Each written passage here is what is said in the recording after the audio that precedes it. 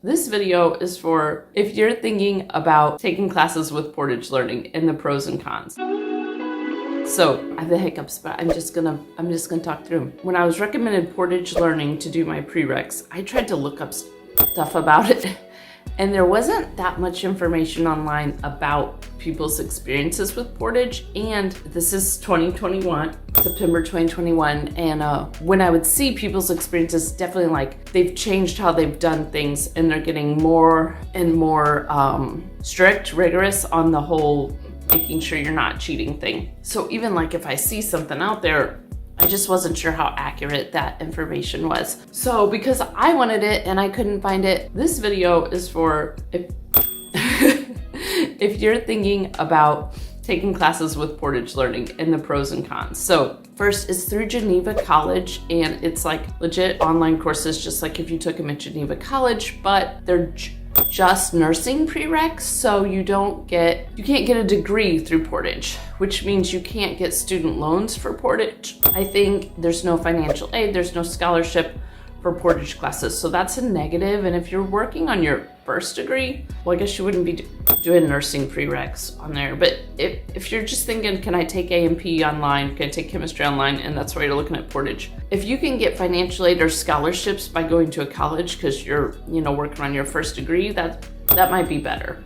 The plus on price though is it's reasonably priced. It's about the same price as taking a class at my community college. I think it's a little more, but you don't have to buy books when you take classes with Portage. And with community college, there's expensive book fees, plus commuting to college, plus you have to take it at their pace, and this I can go through as fast as I can go through. So it's the price is competitive, and it's a little more, but I think it's worth it, and that I know exactly what I'm paying. I don't have the book fees, I don't have gas money to drive to classes, plus I can finish it sooner, and time is money. The coursework itself, I'm only taking chemistry. I've looked at the A&P stuff, but I don't like science. I've always been ahead in math, like in school, but not liking math, and I forgot all of it. They're explaining it well enough. Module 2 is awful on my chemistry class. It's a lot of stuff and it's hard, but it's not for lack of them explaining it. It's because I'm trying to go through it just crazy fast. They explained it pretty good. It's videos and then sample problems. I do see a lot of little errors that make it confusing. Like, I'm pretty sure I copied down the formulas right in the chemistry lab, and then when I took the lab exam, it was asking about these certain formulas that I had taken data on and what my results were, but they got the formulas wrong. Like, the little subscript numbers were not always correct, and it really threw me off. I'm like, wait, do they want me to like redo data with different formulas just to see if I remember how to do it? Eventually I realized, no, it was very obvious it was a mistake. I realized it was a mistake they made. Other things, like they put a degree sign in front of Kelvin, but like A&P on, or not A&P, sorry, chemistry on Khan Academy, AP Khan Academy chemistry was like, don't put a degree sign in front of Kelvin. Sometimes I see little errors they made in significant figures. If you've taken chemistry, you know what I'm talking about. Like, they explain significant figures and how to do them, and then they give you chemistry problems all the time and don't use the significant figures. And I asked her, I said, wait, shouldn't I be rounding this, to just 2 decimal places because of significant figures? How do I know when to use them? And she was like, only use significant figures if we tell you in this problem to use significant figures. Otherwise, just round off to a reasonable place. And I thought, that's why we have significant figures, to know what the reasonable place is to round off to. So I don't know, like that kind of, that bugs me. But I'm not going into chemistry. It threw me off. Like, I was trying to learn significant figures. I was trying to do the answer in significant figures, and then their answers weren't. They do explain it. I feel like they explain it way better than a textbook would. If I just, was mostly studying with a textbook or a teacher that was really bad at lecturing. Another positive with the coursework, to me, it's a positive, is there's no labs in person. You just watch this person do the labs. You just kind of feel like the lab partner that's lazy and letting your partner do all the work and you're just copying what they say. You have to pay attention and understand what he's doing, but I love that. I love that I don't have to do the labs myself. And I know in A&P, if we're like dissecting stuff, I'm so thankful I can do an A&P lab online. So that's a positive to me. 2 negatives of the coursework, besides the little errors I'm seeing, or like them not caring about sig figs. They say over and over and over, don't learn this a different way. You need to learn it the way we teach it, and you need to use the formulas we teach and not any other formulas. And if you use a different formula that still solves the problem, that's considered cheating. That's stressful. I don't love that, because sometimes you want to look up another way to do something if it's confusing. That's stressful, but it is what it is. Another thing, for me, it's a negative because I'm trying to go through this so fast. I mean, I spent like 20 hours studying module 2. And to be honest, like that's a reasonable enough time. I should be ready to take the exam. Like it really is.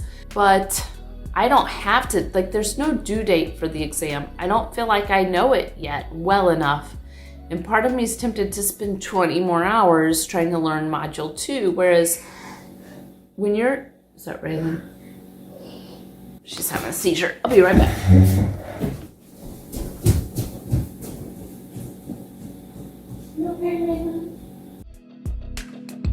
Okay. She's okay. I'm glad I just got up at 4, because if I tried to go back to sleep, even if I went back to sleep, to get up again for a seizure like in 20 minutes, I wouldn't have got sleep. Okay, so when I was in school and there was an exam, there was a date, like you're gonna take a test this Friday, and know it or not, you're taking the test. And sometimes it meant, you didn't do great on a test, you would bomb a test. Well, it's a plus in that you can always wait until you're ready to take a test on Portage to take the test, so you don't have to bomb a test. But I just need to get through chemistry, and I don't need an A in it. I mean, I'd love an A in it, but I don't need an A in it. And like module 2, I think I could take it and get a C right now. But I'm just like, oh, but I should learn it better before I take it. And then also I can't see in very much detail at all. They lock the next sections until you finish that session. So I can't see how much does what I learned in module 2 build off 3, 4, 5, and 6. I don't think it does from just like reading the subject lines, but if it does, then I really need to learn it better before I take the test. But if it really doesn't build off it, I just need to take that test and get it over with and be happy with the C on module 2. Like that's how I feel about it, because I gotta get through this. But yeah, when you decide when to take the test, you have to tell yourself, maybe, I know I'm not 100% right for this test, but to meet my deadline, I have to take the test. That's hard for me.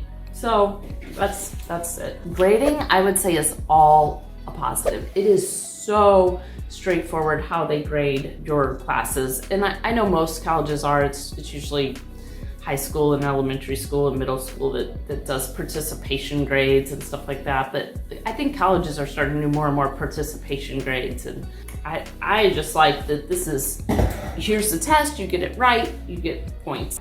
So I like grading. And then I love the page where they show your grades. I'll just show you, hold on.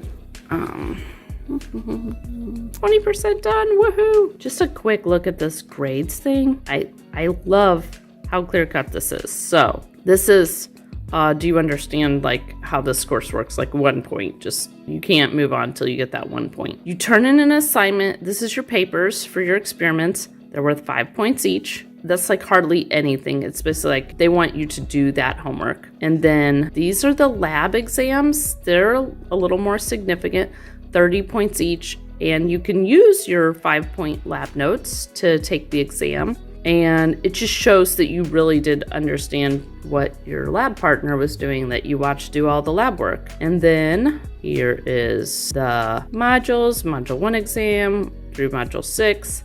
And they're 100 points each. The homework is like a practice test.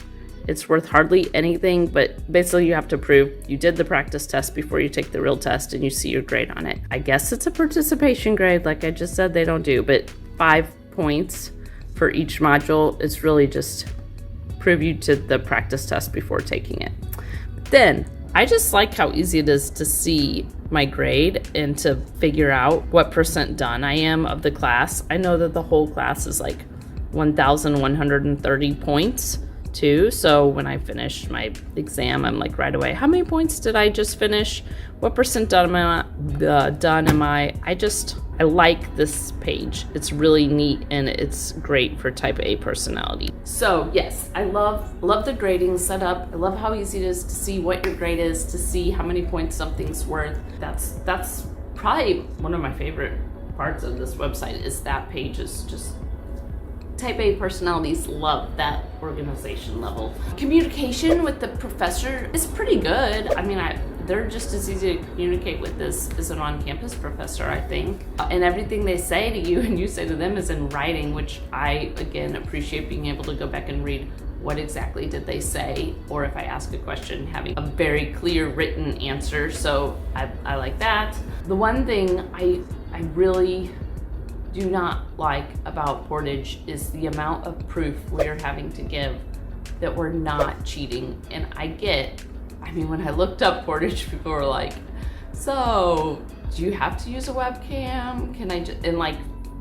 I think a few years ago, people would just Google the answers and use their notes during exams.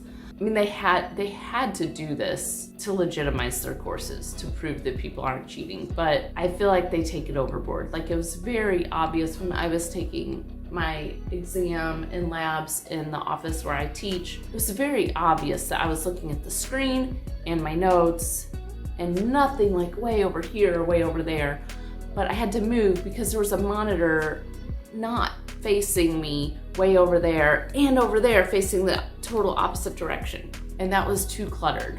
So I moved here, I showed you this spot, but I took an exam here and this webcam really is horrible quality, and it kept popping up warnings like, make sure your face is in the window. And now I'm like, I need to wait to take another exam until the IT people tell me that my webcam's good enough, because I don't want to get a strike. Like, eventually they'll penalize me for not following their academic integrity policy. It doesn't mean I have cheated, it means I haven't followed their academic integrity policy, so they can't 100% know I'm not cheating. They gave me a pass for the last one. They said, we know you're trying to follow the rules, but do way better or else. So yeah, it's so stressful to prove you're not cheating to them. I don't like that part, but I get why they have to do it. Because people cheat, and it's really easy to cheat online. And honestly, even with all of this set up, you have to do a room scan, and show the room, but then the camera's facing you the whole time. I'm just saying, people who want to cheat are gonna find a way to cheat, and they're not gonna be able to stop them probably. But honest people like me, who I'm not trying to cheat, are just stressed out trying to prove they're not trying to cheat. That's annoying, Does that make sense? But anyways, I would recommend Portage. I would definitely recommend Portage for prereqs if you're looking at it. The pros outweigh the negatives, unless you have a cheaper online version, and then, go with what saves you money.